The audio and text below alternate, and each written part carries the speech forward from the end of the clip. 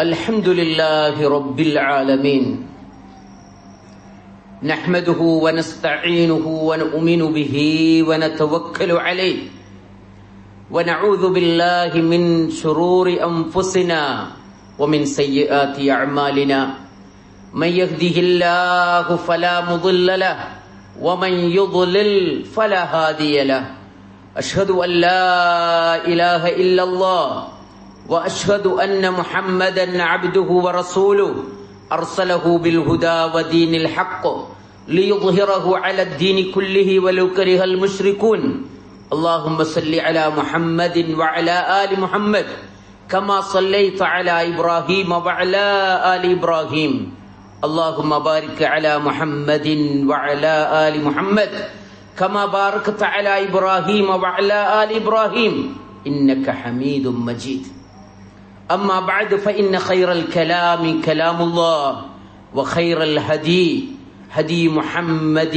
صلى الله عليه وآله وسلم وشر الأمور محدثاتها وكل محدثة بدعة وكل بدعة ضلالة وكل ضلالة في النار أعوذ بالله من الشيطان الرجيم بسم الله الرحمن الرحيم يا أيها الذين آمنوا اتقوا الله حق تقاته ولا تموتن إلا وأنتم مسلمون وقوله تعالى أعوذ بالله من الشيطان الرجيم ولقد نعلم أنك يضيق صدرك بما يقولون فسبح بحمد ربك وكن من الساجدين رب اشرح لي صدري ويسر لي أمري واحلل عقدة من لساني يفقهوا قولي.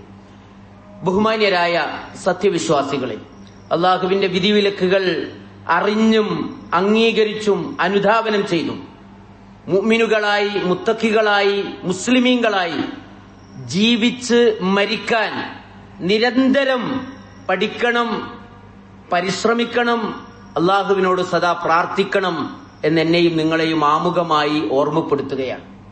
സഹോദരന്മാരെ, മനുഷ്യൻ അവന്റെ ശരീരത്തെക്കാൾ അവന് ജീവിതത്തിൽ ഏറ്റവും പ്രധാനപ്പെട്ടതാണ് അവന്റെ ഹൃദയം എന്ന് പറയുന്നത്. ശരിക്ക് അവന്റെ ശരീരത്തെ ശ്രദ്ധിക്കുന്നത് പോലെ നമ്മൾ ഹൃദയത്തെ പലപ്പോഴും ശ്രദ്ധിക്കാറില്ല. ശരീരത്തിന് ക്ഷീണിക്കുമ്പോ നമ്മൾ വെള്ളം കുടിക്കും, ഭക്ഷണം കഴിക്കും, ഉറങ്ങും, വ്യായാമം ചെയ്യും. എന്നിട്ടൊക്കെയും എന്തെങ്കിലും ക്ഷീണവും അല്ലെങ്കിൽ തളർച്ചയോ ഉന്മേഷമില്ലായ്മയൊക്കെ തോന്നിയാൽ ഡോക്ടറെ കാണും, അല്ലേ? വളരെ കെയർ ചെയ്യാൻ നമ്മൾ ശ്രമിക്കും, കാരണം അത് നമ്മൾ ഡയറക്റ്റ് ഫീൽ ചെയ്യുന്നു. പക്ഷേ ഹൃദയമോ, ഹൃദയത്തിൽ ഒരു അസ്വസ്ഥത ഉണ്ടായാൽ പുറത്തുനിന്ന് ആരും കാണൂല. ഏറിയ മുഖത്തൊരു മ്ലാനത ഉണ്ടാകും. കാരണം നമ്മൾ പറയാറില്ലേ, the face is mirror of the heart, അല്ലേ? എന്റെ മുഖത്ത് നോക്കിയാൽ അറിയാം എന്റെ ഇതുണ്ട്. പ്രയാസങ്ങൾ ഉണ്ടാവും. ചില സംഗതികൾ എന്തുകൊണ്ടാണ് പലപ്പോഴും നമ്മുടെ ഹൃദയം സ്വസ്ഥമാവാത്തത്, അല്ലെ ദുർബലമാകുന്നത്? ഒന്ന്, ഹൃദയത്തിന് കുളിര് കൊടുക്കുന്നതൊന്നും ഹൃദയത്തിന്റെ ഉള്ളിൽ വലിയ സ്ഥലങ്ങൾ ഉണ്ടാവില്ല അത് വെക്കാൻ. കുളിര് കൊടുക്കുന്നത് പലതും പുറത്തുണ്ട്, പക്ഷെ അതെടുത്തു വെക്കാൻ സ്ഥലമല്ല. കാരണം ഹൃദയത്തിന് ചൂട് കൊടുക്കുന്ന അസ്വസ്ഥതകൾ ഉണ്ടാക്കുന്നത് കൊണ്ട് നിറച്ചു വെച്ചിട്ടുണ്ടാവും. ഹമ്മ്, മനക്ലേശം, ഹസ്ന്, ദുഃഖം, ഹെഖദ്, പക, ഹസദ്, അസൂയ, ഇതൊക്കെ മനസ്സിനെ ഇടങ്ങേറാക്കുന്ന സാധനമാണ്. ജീവിതത്തിന്റെ മുമ്പിലൂടെ നമ്മളുടെ ജീവിതം മുന്നോട്ട് പോകുമ്പോ നമ്മുടെ മുമ്പിലൂടെ കടന്നു പോകുന്ന പലതും ഉൾക്കൊള്ളാൻ നമുക്ക് കഴിയില്ല. കാരണം എന്താ? ഹൃദയം വളരെ ഇടുങ്ങിയതാണ്. അതൊന്നും സ്വീകരിക്കാൻ കഴിയുന്നില്ല നമുക്ക്. എല്ലാറ്റിനെയും പലപ്പോഴും നമ്മൾ സ്വീകരിക്കുകയും നല്ലതിനെ തള്ളിവിടുകയും ചീത്തയെ തള്ളിവിടുകയും നല്ലതിനെ അവിടെ ഒതുക്കി നിർത്താൻ വേണ്ടി ശ്രമിക്കുകയൊക്കെ വേണം. പക്ഷെ സ്ഥലല്ല. എന്തേ കാരണം? ഹൃദയത്തിന് വിശാലതല്ല. എവിടുന്നാ ഹൃദയത്തിന് വിശാലത കിട്ടുക? വീട്ടില് കുട്ടികളുടെ എണ്ണം കൂടി, അല്ലേ? തുടക്കം വീടുണ്ടാക്കുമ്പോ ആരേ ഉള്ളൂ? ഞാനും എന്റെ കെട്ടിയോളും പിന്നെ എന്റെ മാതാപിതാക്കളും പിന്നെ എനിക്ക് കുട്ടികൾ ഒന്നോ രണ്ടോ, അവരവരെ ഏതെങ്കിലും മൂലയെ കടന്നോളും. കുട്ടികൾ വലുതായി, കുട്ടികൾ വലുതായി, അവരുടെ കാലിന്റെയും കൈയിന്റെയും ഒക്കെ നീളം കൂടി, അവർക്ക് പ്രൈവസി വേണം, ഓരോരുത്തർക്കും ഓരോ റൂം വേണം. അപ്പോ വേണ്ടത്ര റൂമുകളില്ല. എന്താ ചെയ്യാ? നമ്മൾ കൂട്ടിയുണ്ടാക്കും. പെണ്ണുങ്ങൾ കറങ്ങി മക്കളെല്ലാരും വലുതായപ്പോ എല്ലാവർക്കും കൂടി അടുക്കള മതിയാകുന്നില്ല. ആദ്യത്തെ കണ്ടീഷൻ അടുക്കള വിശാലാക്കണം, അല്ലേ? വിശാലമാക്കാൻ നമ്മുടെ മുമ്പിൽ വഴികളുണ്ട്. ഹൃദയത്തെ എങ്ങനെയാ വിശാലാക്കുക? അതിന്റെ മതിലുകൾ എങ്ങനെയാ പൊളിച്ചു മാറ്റിക്കെട്ടുക? ഹൃദയവിശാലത വളരെ ഇമ്പോർട്ടന്റ് ആണ്. നിങ്ങൾക്കറിയോ, അള്ളാഹുവിന്റെ പ്രവാചകന്മാർ അള്ളാഹുവിനോട് ആദ്യം ചോദിച്ചത് എന്താ? വലിയ ടാസ്കാണ് പ്രവാചകന്മാരെ തലയിൽ അള്ള വെച്ചുകൊടുത്തത്. അതിന് അവര് തിരിച്ച് അള്ളാഹിനോട് എന്താ ചോദിച്ചത്? ടാസ്ക് കുറച്ചു തരണേന്നല്ല, ടാസ്ക് ഒന്ന് ലഘൂകരിച്ചു തരണേന്നല്ല. റബ്ബിശ്റഹ് ലീ സ്വദ്രീ വയസ്സിർ ലീ അംരീ വഹ്ലുൽ ഉഖ്ദതം മിൻ ലിസാനി യഫ്ഖഹു ഖൗലി. ആര് പ്രാർത്ഥിച്ചതാ? മൂസാ നബി അലൈഹിസ്സലാം പ്രാർത്ഥിച്ചു എന്ന് അള്ള നമ്മളോട് പറഞ്ഞതാ. എന്തെപ്പോഴാ പ്രാർത്ഥിച്ചത്? ടോപ്പ് ടാസ്കാ കൊടുത്തത്, ഒരു ക്രൂരനായ ഭരണാധികാരിയുടെ അടുത്തേക്ക് ചെല്ലാൻ. എന്നിട്ട് അവിടെ പോയി അള്ളാഹുവിന്റെ ദൗത്യത്തെ കുറിച്ച് പറയാൻ, തൗഹീദ് പറയാൻ. അവനാവട്ടെ ആരാ? ഞാനാണ് അള്ളാഹ് എന്ന് പറഞ്ഞ് ജീവിക്കുന്നവൻ, അങ്ങനെ അംഗീകരിക്കാത്തവരെ കൊല്ലുന്നവൻ. പോരാത്തത് ആ രാജാവിന്റെ അടുക്കൽ ഒരു കുറ്റപത്രം കാത്തുവെച്ചിട്ടുണ്ട്, തന്നെ പിടികിട്ടാത്തത് കൊണ്ട് മാത്രം നിയമം നടപ്പിലാക്കാതിരിക്കാൻ. അങ്ങനത്തെ ഒരാളടുത്തേക്ക് കയറി ചെല്ലാനാ പറയുന്നത്. അപ്പോൾ തിരിച്ച് മൂസാ നബി അലൈഹിസ്സലാം അള്ളഹാനോട് ചോദിക്കുന്നത്, എനിക്ക് വിക്കുണ്ട്, സംസാരശേഷിക്ക് കുറവാണ്, പറഞ്ഞ് മനസ്സിലാക്കി കൊടുക്കാൻ കഴിഞ്ഞോണമെന്നില്ല, എന്റെ ബ്രദറെ എന്റെ കൂടെ ഒന്ന് ആക്കി തരണം. വജിഹല്ലി വസീറ, അല്ലേ? ഹാറൂനെ വസീറാക്കിത്ത. എന്നിട്ട് റബ്ബിശ്റഹ് ലീ സദ്രീ, എന്റെ ഹൃദയത്തെ നീ ഒന്ന് വിശാലാക്കി തരണേ. അതാണ് എതിർപ്പുകൾ, പ്രതിസന്ധികൾ, നെഗറ്റീവുകൾ, അവയെ ഫേസ് ചെയ്യാൻ നമുക്ക് സാധിക്കണമെങ്കിൽ ഹൃദയത്തിന് വിശാലത വേണം. എവിടുന്ന് കിട്ടും? സഹോദരന്മാരെ, ഹൃദയ വിശാലതയുണ്ടാക്കുന്ന ഏതാനും ചില കാര്യങ്ങൾ ഖുർആനിന്റെയും ഹദീസിന്റെയും അടിസ്ഥാനത്തിലാണ് ഞാൻ നിങ്ങളുടെ മുമ്പിൽ വെക്കുന്നത്. ഇന്ന് എനിക്കും നിങ്ങൾക്കും വളരെ ആവശ്യമുള്ള ഒരു സംഗതിയാണ്. നമ്മൾ കടന്നു പോകുന്ന സമയം അത്ര നല്ലതല്ല. നിങ്ങൾ നമസ്കാരം കഴിഞ്ഞ് പുറത്തേക്ക് നോക്കിയാൽ എല്ലാവരും വലതുഭാഗത്തേക്ക് നോക്കുക.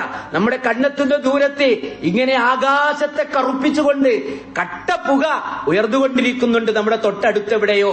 അവിടെ നോക്കിയിട്ട് നമ്മൾ അഭിപ്രായം പറയും, നമ്മുടെ കണക്കുകൾ കൂട്ടും, നമ്മുടെ സാലറികളെ കുറിച്ച് നമ്മൾ എണ്ണും, നാട്ടിലെ ബാധ്യതകളെ കുറിച്ച് നമ്മൾ കമ്പയർ ചെയ്യും. വാടക കൊടുത്തുകൊണ്ടിരിക്കുന്ന സ്ഥാപനങ്ങൾ, സെൽഫ് എംപ്ലോയും എംപ്ലോയേഴ്സും ഒക്കെ അവരുടെ ആശങ്കകൾ പങ്കുവെക്കും. പക്ഷെ അതിനെയൊക്കെ നമുക്ക് കവർ ചെയ്തു പോകണ്ടേ? അതിനെന്താ ചെയ്യാ? ഹൃദയത്തെ ഒന്ന് വിശാലമാക്കിയാൽ മതി. അതിന് അള്ളാഹുവിന്റെ തൗഫീക്ക് വേണം. അതിന് ചില ടൂൾസുകൾ അള്ളാഹു സുബ്ഹാനഹു വ തആല നമുക്ക് പറഞ്ഞു തന്നിട്ടുണ്ട്. അതിലൊന്നാമത്തത് അള്ളാഹുവിന്റെ തൗഹീദ് ഉൾക്കൊള്ളുക എന്നതാണ്. എന്താണ് അള്ളാഹുവിന്റെ തൗഹീദ്? ലാ ഇലാഹ ഇല്ലല്ലാഹ്, അല്ലേ? അള്ളാഹു അല്ലാതെ ആരാധ്യനില്ല. അള്ളാഹുവിന്റെ മുൽക്കിയത്ത്, അള്ളാഹുവിന്റെ രാജാധിപത്യം, അള്ളാഹുവിന്റെ ഉടമസ്ഥത. എന്തേ നമ്മൾ നേരം വെളുത്താൽ രാത്രിയാകുന്നതുവരെ ഓരോ സുഖങ്ങൾ അനുഭവിക്കുമ്പോഴും പറയുന്നത് അൽഹംദുലില്ലാഹി റബ്ബിൽ ആലമീൻ. ഖുർആൻ ഓതാൻ എങ്ങനെ തുടങ്ങുന്നത്? അൽഹംദുലില്ലാഹി റബ്ബിൽ ആലമീൻ. ലോകത്തിന്റെ മുഴുവനും രക്ഷിതാവായ അള്ളാഹു, ആ അള്ളാഹുവിന്റെ അടിമയാണ് ഞാൻ. എന്റെ റബ്ബാരാ? എന്റെ റബ്ബ് ഈ ലോകത്തെ മുഴുവനും അടക്കി ഭരിക്കുന്ന മലിക്കുൽ ജബ്ബാറായ അള്ളാഹുവിന്റെ അടിമയാണ് ഞാൻ അവനോട് പറയാൻ എനിക്കൊരാളുണ്ട്.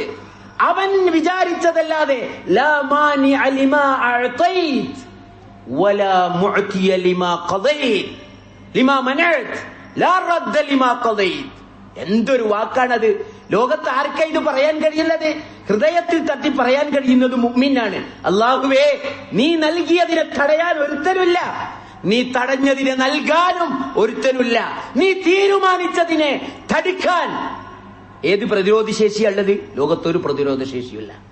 അങ്ങനത്തെ റബ്ബേ, നിന്റെ അടിമയാണ് ഞാൻ. അന അബ്ദുക് ഇബ്നു അബ്ദിക് ഇബ്നു അമതിക് നാസിയതി ബിയദിക് മാവിൻ ഫിയ ഹുക്മുക് അദ്ലുൻ ഫിയ ഖളാഉക്. രാവിലെ പ്രാർത്ഥിക്കുന്നു, രാത്രി പ്രാർത്ഥിക്കുന്നു. പടച്ചോനെ, ഞാൻ ആരാ? എ സിമ്പിൾ സേവ്, വളരെ ദുർബലനായ നിന്റെ ഒരു ദാസൻ. അന അബ്ദുക് ഇബ്നു അബ്ദിക്, നിന്റെ അടിമയുടെ പുത്രൻ. ഇബ്നു അമത്തിക്, നിന്റെ അടിമ സ്ത്രീയുടെ പുത്രൻ. നാസിയത്തി ബിയദിക്, എന്തൊക്കെ ഉണ്ടെങ്കിലും എന്റെ മൂർധാവ് നിന്റെ കൈകളിലാണ്. മാലിം ഫിയ ഹുക്മുക്, എന്റെ ജീവിതത്തിലൂടെ കടന്നുപോയതെല്ലാം നീ തീരുമാനിച്ചതല്ലേ. വഅദ്ലും ഫിയ ഖളാഉക്, ഇപ്പം നടക്കുന്നതൊക്കെയും നിന്റെ വിധി തന്നെയല്ലേ. എനിക്ക് എന്ത് സ്വാതന്ത്ര്യമുള്ളത്? എന്നോട് ചോദിക്കാതെ എന്റെ മാതാപിതാക്കളുടെ ഒരു സുഖത്തിന്റെ നിമിഷത്തിൽ പുറത്തേക്ക് വന്ന ഒരു അശ്രദ്ധമായ, വേണ്ടത്ര വില കൽപ്പിക്കാത്ത ആ ഇന്ദ്രിയത്തുള്ളിയിൽ നിന്ന് അണ്ഡവും ബീജവുമായി ലക്ഷണമൊത്തതൊന്ന് കൂടിച്ചേർന്നപ്പോ എന്റെ മാതാവിന്റെ ഗർഭാശയത്തിൽ നിന്റെ മാത്രം തീരുമാനത്തിന്റെ അടിസ്ഥാനത്തിൽ നീ രൂപപ്പെടുത്തി പൂർണ്ണത വരുത്തി പുറത്തേക്ക് അയച്ച ഒന്ന്. സവ്വറക്കും ഫഅഹ്സന സുവറക്കും. തബാറക്കല്ലാഹു അഹ്സനുൽ ഖാലിഖീൻ. എന്റെ ഒരു ചോയ്സ് അവിടെ ഇല്ല, എന്റെ ഒരു ചോദ്യത്തിന് പ്രസക്തിയില്ല. പോട്ടെ, എന്റെ മാതാപിതാക്കളുടെ പോലും ഒരു ചോദ്യത്തിന് പോലും പ്രസക്തിയില്ലാതെ നീ എന്തു തന്നോ അതുമായി ജനിച്ചവനാണ് ഞാൻ. നീ എന്തു തന്നോ അതുമായി വളർന്നവനാണ് ഞാൻ. നീ തന്നതൊക്കെയും നിന്റേതാണ്, നീ എടുത്തതൊക്കെയും നിന്റേതാണ്. സുബ്ഹാനല്ലാഹ്. അതാണ് ലാ ഇലാഹ ഇല്ലല്ലാഹ്. ആ ലാ ഇലാഹ ഇല്ലല്ലയെ ഉൾക്കൊള്ളുമ്പോ നമുക്ക് ഈ ലോകത്തും നമ്മുടെ ജീവിതത്തിൽ നടക്കുന്നതിനോടൊക്കെ പോസിറ്റീവായി പ്രതികരിക്കാൻ സാധിക്കുമെന്നതാണ്. രണ്ടാമത്തത്, അതുകൊണ്ടാണല്ലോ അല്ലാഹു പറഞ്ഞത് അഫമൻ ശറഹ അല്ലാഹു സദ്റഹു ലിൽ ഇസ്ലാം. ഈ അർത്ഥത്തിലുള്ള വൈജ്ഞാനികമായ ഒരു തിരിച്ചറിവുള്ള ഇസ്ലാമിനെയാണ് ഒരാൾ മതമായി ജീവിതത്തിൽ ഉൾക്കൊണ്ടതെങ്കിൽ അവൻ അവൻ അവന്റെ റബ്ബിന്റെ ഒരു പ്രകാശത്തിലാണ് ജീവിക്കുന്നത്. അതുകൊണ്ട് ഇസ്ലാമിനെ സ്വീകരിക്കാൻ മാത്രം ഒരാൾക്ക് ഹൃദയമായ അള്ളാഹു വിശാലത നൽകിയാൽ അവൻ റബ്ബിന്റെ പ്രകാശത്തിലാണ്. നേരെ മറിച്ചാണ് അതിന്റെ ഓപ്പോസിറ്റ്. ഇതേപോലെ തന്നെ ഞാൻ വിശദീകരിച്ച് പറയുന്നില്ല. രണ്ടാമത്തത് അൽ ഇനാബത്തു ഇലല്ലാഹ്. എല്ലാ കാര്യങ്ങളിലും എന്റെയും നിന്റെയും ഒക്കെ റബ്ബിലേക്ക് തിരിച്ചു മടങ്ങാനുള്ള കഴിവ്, എല്ലാം അവനിലേക്ക് മടക്ക്. അല്ലാഹു പറയുന്നുണ്ട്, സൂറത്തിൽ നമുക്കറിയില്ലേ, നിങ്ങൾ പടച്ചോന്റെ കാരുണ്യത്തിൽ നിരാശരാകരുത് എന്ന് പറഞ്ഞിട്ട് അല്ലാഹു പറയുന്നുണ്ട്, വഅനീബൂ ഇലാ റബ്ബിക്കും വഅസ്ലിമൂ ലഹ്. എന്തൊരു നല്ല വാക്കാണ്. മനുഷ്യരെ, നിങ്ങൾക്ക് എന്ത് യാഥാർത്ഥ്യറിയാ? വഅനീബൂ ഇലാ റബ്ബിക്കും, നിങ്ങളുടെ ഉടമയിലേക്ക് തിരിച്ചു മടങ്ങ്, ഖേദിച്ച് വിനയപ്പെട്ടു മടങ്ങ്. ഇനാബത്ത് എന്ന് പറഞ്ഞാൽ ഹിയ ഉഖൂഫുൽ ഖൽബ് على الله عز وجل بمحبته وخوفه ورجائه.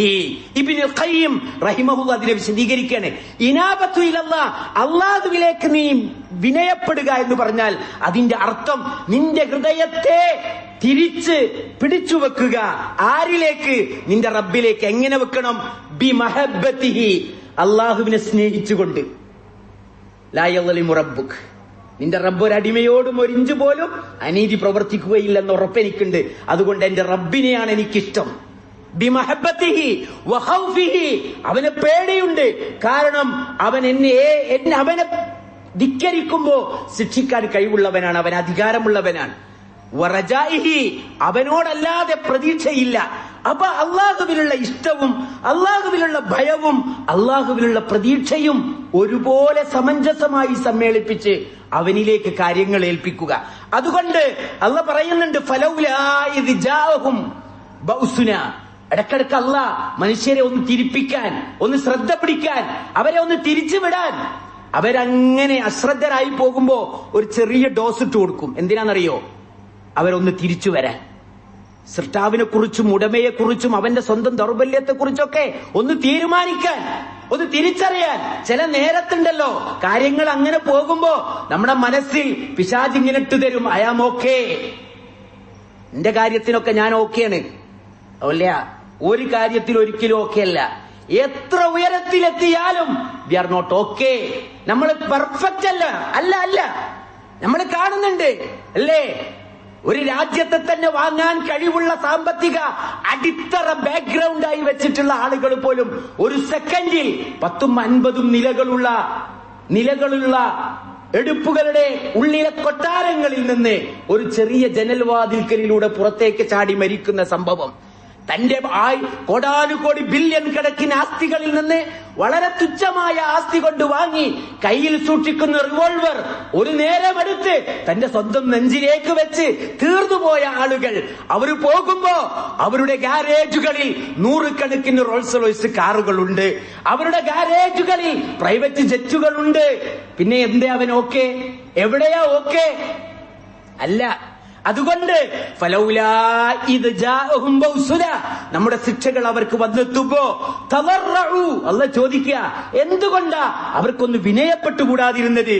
വലാകിൻ ഖസത് ഖുലൂബുഹും, ഒരു പ്രശ്നങ്ങൾ മനുഷ്യനെ അവന്റെ ദൗർബല്യത്തെ ബോധ്യപ്പെടുത്തുന്ന ചില ഇൻസിഡന്റുകൾ അവന്റെ മുമ്പിൽ അള്ള ഇട്ടുകൊടുത്തിട്ടും കണ്ണു തുറക്കാത്തവനുണ്ടല്ലോ, അവന്റെ പ്രശ്നം എന്താണെന്നറിയോ?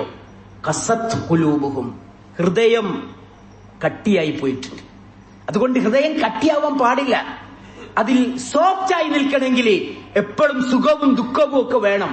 ഉടമയെക്കുറിച്ച് നമ്മളെ ഓർമ്മപ്പെടുത്തുകയും നമ്മളുടെ ഉടമ ഞാനല്ല എന്ന് നമ്മുടെ മനസ്സിനെ പഠിപ്പിക്കാൻ സാധിക്കുന്ന ചിലത് വേണം. അപ്പണ്ട് ഒരു തിരിച്ചുപോക്ക്, പടച്ചോനെ യാ അല്ലാ യാ റബ്ബി അന അബ്ദുക്, ആ തോന്നലുണ്ടല്ലോ, അത് അപാരമായ ഒരു വിജയത്തിന്റെ തോന്നലാണ്. അത് നേരായ മാർഗത്തിലേക്ക് തിരിച്ചുവരവിന്റെ അടയാളമാണ്. അവിടെ നിന്നാണ് നിന്റെ ശക്തി നിന്നിലേക്ക് ഊർന്നിറങ്ങി വരുന്നത്. അല്ലാഹു സുബ്ഹാനഹു വ തആല ഈമാൻ കൊണ്ട് ഹൃദയം ശക്തിപ്പെട്ട ശരീരം നൽകി അല്ലാഹു നമ്മളെ എല്ലാവരെയും അല്ലാഹു സംരക്ഷിച്ചു നിർത്തുമാറാകട്ടെ. അഖൂലു ഖൗലി ഹാദാ വസ്തഗ്ഫിറുല്ലാഹ ലി വലക്കും ഫസ്തഗ്ഫിറൂഹു ഇന്നഹു ഹുവൽ ഗഫൂറുർ റഹീം.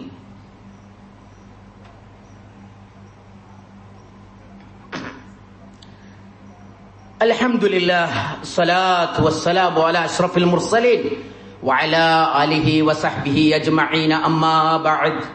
റബ്ബി ഇശ്റഹ് ലി സദ്രി വയസ്സിർ ലി അംരി വഹ്ലുൽ ഉഖ്ദതം മിൻ ലിസാനി യഫ്ഖഹു ഖൗലി. അഊദു ബില്ലാഹി മിനശ് ശൈത്വാനിർ റജീം.